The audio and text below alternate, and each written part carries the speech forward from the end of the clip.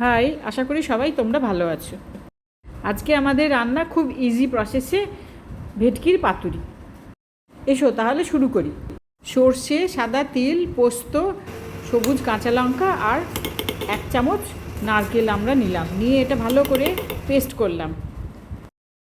অল্প জলে পেস্ট করতে হবে, ঘনত্বটা যেন ঠিক যেমন দেখাচ্ছি সেই রকম থাকে। আমি একটা 1 কেজি সাইজের ভেটকি মাছ ভালো করে কেটে ধুয়ে নিয়েছি।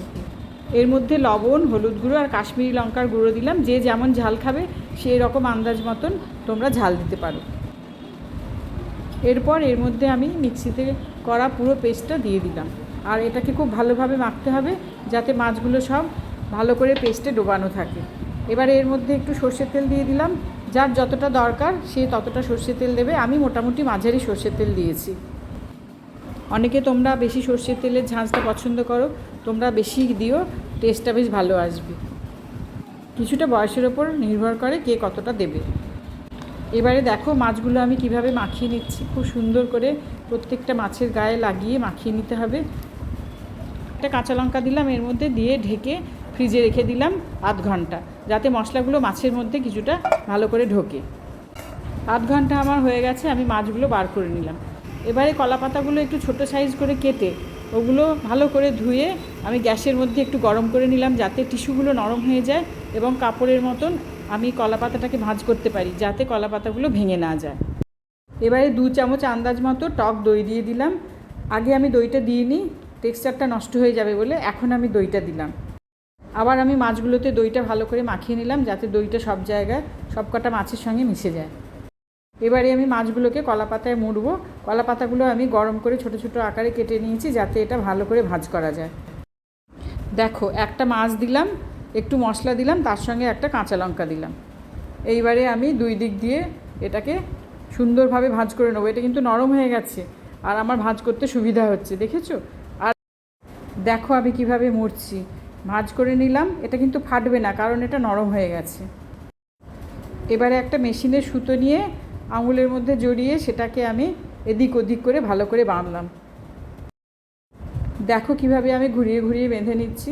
এতে ফাটবেও না, পেছন দিয়ে পড়বেও না, সাইড দিয়েও পড়ে যাওয়ার কোনো চান্স নেই। কি ছেলেমেয়েরা নিশ্চয়ই ভাবছো বাবা করব কি করে, বাটোরে কাটোরে। আরে না না, ওসবের যুগ শেষ। ছোট ছোট হ্যান্ডি মিক্সিতে বাটো, আর আজকাল তো অনলাইন অ্যাপের দৌলতে ভালো ভালো মাছ একবারে মনের মতো পিস করে বাড়িতে নিয়ে যাচ্ছে। সুতরাং চিন্তা কি, কিচেনে সব হাজির। তাহলে আর কি, একটা সুন্দর রান্না যেটা খুব বনেদি আর খাঁটি আর প্রাচীন রান্না আমাদের বাঙালিদের, সেটা করে খেতে আর কি। নিজেদের জন্য করো বা বন্ধুবান্ধব বা বাবা মায়ের জন্য করো বা আত্মীয় স্বজনের জন্য, সবাই তো অবাক হয়ে যাবে, বাহ তুমি তো এত সুন্দর রান্না জানলে। ব্যাস এইবারে মনের আনন্দে করো।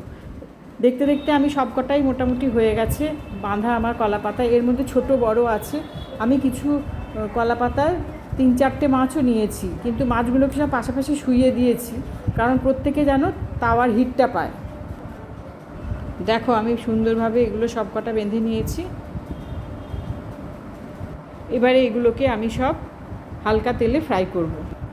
এবারে আমি ননস্টিক একটা তাওয়া নিলাম, এর মধ্যে একটু সর্ষের তেল দিলাম, অবশ্যই সর্ষের তেল লাগবে। তারপরে এই কলা পাতাগুলো আমি সব এর মধ্যে একটা একটা করে দিয়ে দিলাম। এখানে প্রত্যেকটা সিঙ্গেল মাছ আছে। প্রত্যেকটা মাছকে আমি পাশাপাশি সাজিয়ে দিলাম, যাতে এরা প্রত্যেকে তাওয়ার হিটটা সুন্দরভাবে পায়।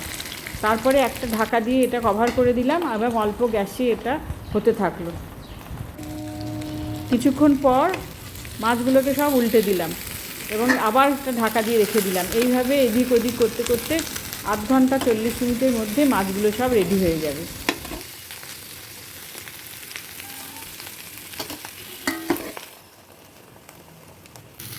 মাছ আমার দুদিকে খুব সুন্দর ভাজা হয়ে গেছে এবং এটার একটা সুন্দর গন্ধ বেরিয়ে গেছে। যে কোনো রান্নার সুন্দর গন্ধ বেরোনো মানে রান্নাটি কমপ্লিটলি তৈরি হয়ে যায়। এইভাবে কলা পাতায় মোড়া ভেটকি পাতুরি আমি কমপ্লিট করলাম। এবারে আমার ডিশ রেডি। মাছের সুতোগুলো কাঁচি দিয়ে কেটে কলা পাতাটা খুলে টেস্ট করে দেখা যেতেই পারে যে মাছগুলো ভেঙে ভেঙে গেছে, তার মানে মাছ কমপ্লিট ডান। গরম শুকনো ভাতের সঙ্গে এটা সার্ভ করো আর সবার কাছ থেকে বাহবা পাও। ছোটরা, তোমাদের জন্যই আমি আজকের এই ভেটকির পাতুরিটা দেখিয়েছি, অল্প সময়ে কিভাবে করতে পারবে। সবটা দেখার জন্য অনেক ধন্যবাদ। সবাই ভালো থেকো। আসছি শিগগিরই আর একটা নতুন রান্না নিয়ে। বাই।